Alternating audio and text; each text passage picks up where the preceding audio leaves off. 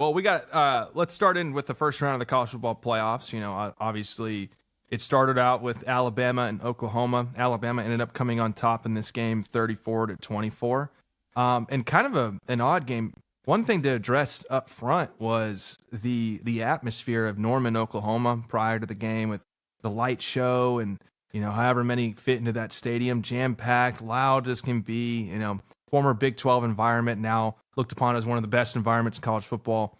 If it weren't already one in the Big 12, obviously, but SEC they tend to kind of advertise it as it just means more kind of thing. But man, it was awesome night game, really cool. It started out in Oklahoma's favor. I think they were up 10 or 17-3 at a certain point, and then it just went off the rails for Oklahoma, John Mateer and co. So, and a lot of people were saying, Alabama, obviously before the playoffs, they were saying that Alabama shouldn't have been in because they're the only 3-loss team in there. And then they got blown out in the conference championship game versus Georgia, which we had covered in the previous episode. But, leading into this one, when you were looking at the stats between Oklahoma's running game and, Alabama on the flip side in the first half, what did you see on the stat side from the first half that just kind of was like eye-opening to you? A lot. Let me tell you. Yeah. Oh my gosh. Like I mean, it was 17. It was 17-17 when it went into halftime. But at the beginning of the game, I thought it was like 10-0 at the end of the first quarter, and I thought like Oklahoma was about to, and Alabama couldn't get anything going, and I was like, Oklahoma's going to run the I don't know, just absolutely destroy Alabama, like kind of probably like a Georgia Alabama SEC championship scenario. Like I thought it was going to be at that point the same score, 28, maybe 28-7. I thought it was going to be like, but then they came back in half. But what stood out the most to me in this first half stats was Alabama only had 4 first downs. Alabama was one of 6 in third downs. They only had 100 total yards in the first half. Rushing, 6 rushes for -3 yards. Ty Simpson went 9 for 16 and 103, so 103 yards. Penalties, Alabama only had 1 for the 16 yards. And turnovers, Oklahoma gave up 1. And then time possession was 10 minutes and 22 seconds. Ooh. I'm just like, oh my gosh. Like Alabama just looked horrendous the whole time. And I was just like, this is insane. And then that second quarter, I was like, okay, things are starting to amped up a little bit. And then they were tied, and then Oklahoma scored. And I was like, I think they were kind of getting nervous. At least Oklahoma was, in my opinion. I think they were getting nervous that Alabama was actually, getting back into this game. But I was thinking, it was just as close as it was in Alabama. I'm like, Oklahoma's got this in the bag. And then after that, it was just, I didn't think Oklahoma could get anything going because Alabama just looked 100 times better in every facet of it. Yeah. And the momentum, it shifted quite a bit, close to after I know there was the block punt that kind of started the downfall of Oklahoma. Then there was the very, I guess it was miscommunication on the outside with the receiver. And it looked to be like it was supposed to be like a hitch route or something. And receiver just kept on running, and maybe it was a cover 2 in terms of zone. And cornerback just took it to the house right after that. And all of a sudden you got a tie ball game 17-17. But, like you were saying, that first quarter, it was everything Oklahoma. And Oklahoma was playing the brand of football that you expected them to play when you were talking about how you were confused as to how Alabama was favored in this game where they lost Oklahoma on the road or lost Oklahoma at home in Tuscaloosa. And then they go into Norman for a playoff game and Alabama is the favorite. So it's interesting to kind of see Alabama or Oklahoma come out and just utterly dominate the trenches offensively, which is a rare sight for us to see Oklahoma dominate in an offensive fashion.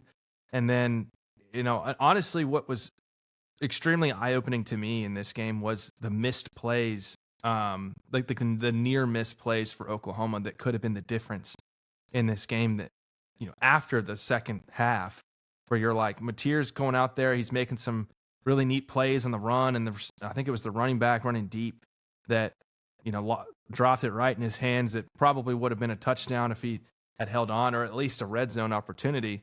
And those are the type of things in the playoffs that you got to capitalize on, and it just didn't happen for Oklahoma. So completely different team. And I remember tweeting out too. I said I was trolling, and I don't think my fans or the followers on there, or people that saw the post, really actually understand it. But it's kind of funny to like just post it without saying anything. I was like, did Alabama deserve to be in the playoffs after outscoring Oklahoma 34-7 after the first quarter? And it's like kind of just leading up to the answer of, yeah, like Alabama, when they're playing at their best, quite arguably is the best team in college football, as we saw during the middle of the season. But yeah, I mean, both sides. I mean, Mateer was sacked 5 times. Ty Simpson was sacked 4 times. Both of them really couldn't get nothing going on the ground. Ty Simpson's not much of a runner. But Mateer, I think he had 15 or 16 attempts for under 30 yards or something like that. But no other production in the run game as well.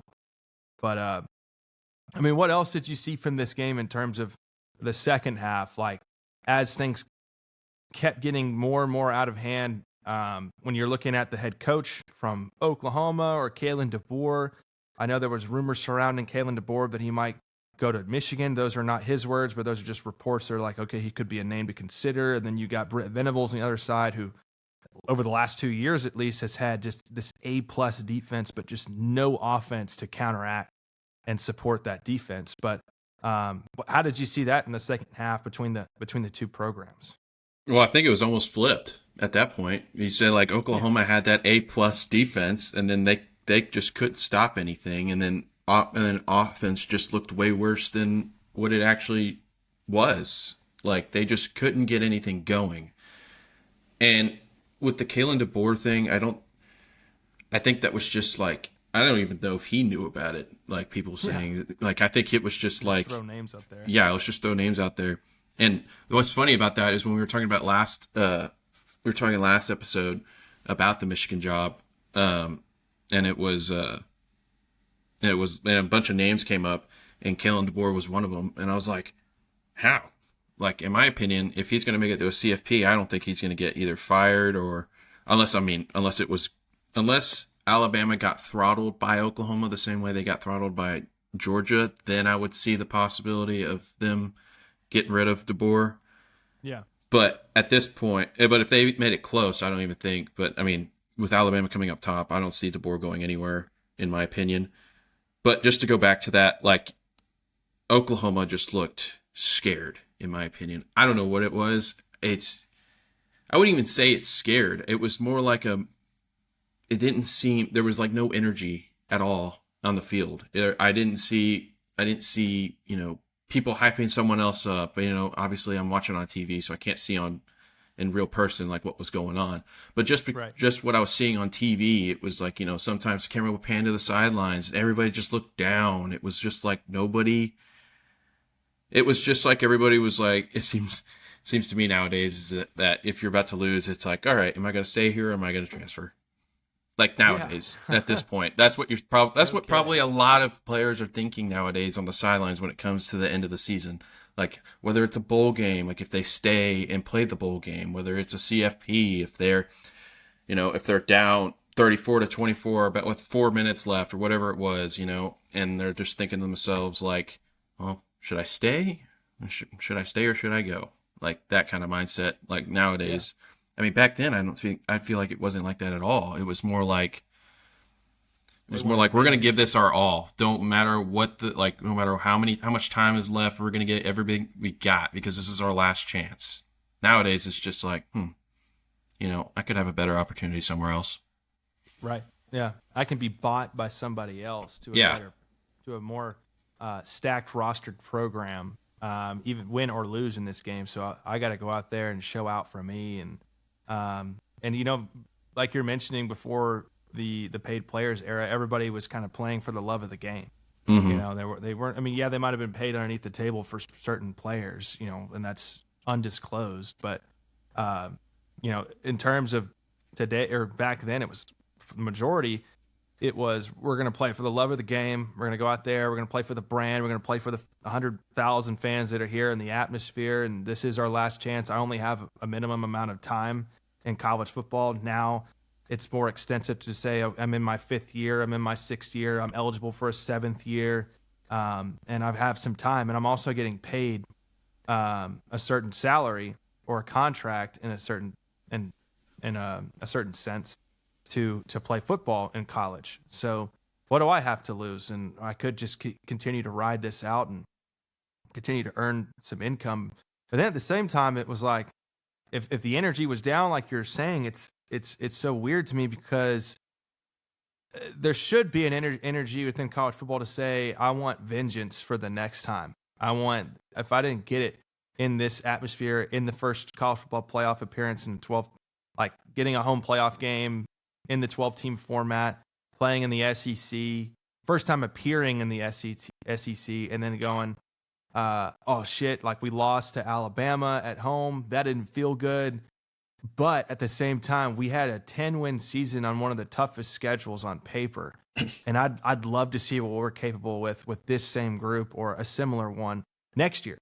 And instead of going, well, I played really well, let's go find a program that actually wins a championship. It's like, no, the whole priority and the goal is for you to be the difference maker at the program you're at, to make a difference at the current program that you're at. And like you're saying, I think a lot of these programs just kind of forget it once the cards fall out of their favor, and they're like, oh, well, we were winning 17-3, now it's 24-17, and there's just no coming back from this one. I'm like, you're one score down. Like, yeah, let's get it together. And and I feel a lot of players were also just like, oh man, if we lose to Alabama, we lost to Alabama. You know what I mean? Not like, oh frick, like I'm gonna get my butt chewed for losing to Michigan or something like that. It's more. I feel like there's an essence where people might be like, oh, we lost to Alabama. Alabama's history. Like Alabama is a top-notch school, and it's been. I don't think they've ever been out of the top 25 since Nick Saban walked in. And I feel like people are just going to be like, kind of use that as an excuse, in my opinion. Yeah, like it's okay. Like, yeah. When it's it's not okay. Like you should, if you're gonna prove to us that you can go into Tuscaloosa and beat them 23-21, they ought to come to Norman scared out of your mind, and you ought to beat them. That score should have been flipped, if not worse, in my opinion.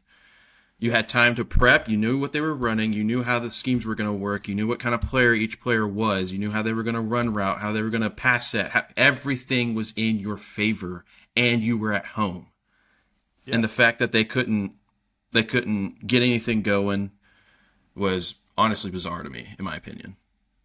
Yeah, very bizarre. And at the same time, the kicker for Oklahoma missing those two field goals at the end to kind of keep them into in the game, to give them at least a shot. I know it was a rare shot, but a shot at winning this football game down 10, and you miss 2 field goals to, put you within one possession. And he had been automatic all season. And then I don't know if the lights just got too bright or what, but against Tennessee, that's kind of where he made a name for himself. I think he kicked like 6 field goals that game and made all 6, and just one of the premier kickers in college football. And he just kind of collapsed as well.